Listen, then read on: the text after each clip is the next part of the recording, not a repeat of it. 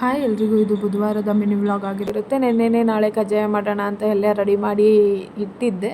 ಅದು ಹೇಗಾಗುತ್ತೆ ಕಜ್ಜಾಯ ಅಂತ ಟ್ರೈ ಮಾಡಿದೆ. ಬಟ್ ಕಜ್ಜಾಯ ಹೋಗಿ ಏನೋ ಆಗೋಯ್ತು.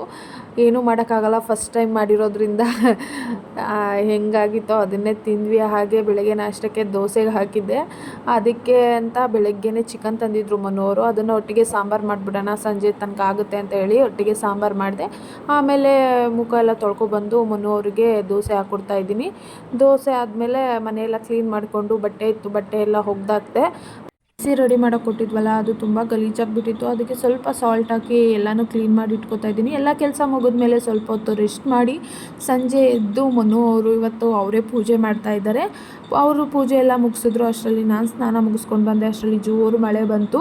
ಒಗ್ದಿರೋ ಬಟ್ಟೆ ಕೂಡ ಒಣಗಾಕೋಕ್ಕಾಗಲಿಲ್ಲ. 3 ಡೇಸಿಂದ ಇದೇ ಕತೆ ಆಗಿಬಿಟ್ಟಿದೆ. ಬಿಸಿಲಿದೆ ಅಂತ ಹೇಳಿ ಇವತ್ತು ಬಟ್ಟೆ ಒಗೆದ್ರೆ ಇವತ್ತು ಕೂಡ ಬಟ್ಟೆ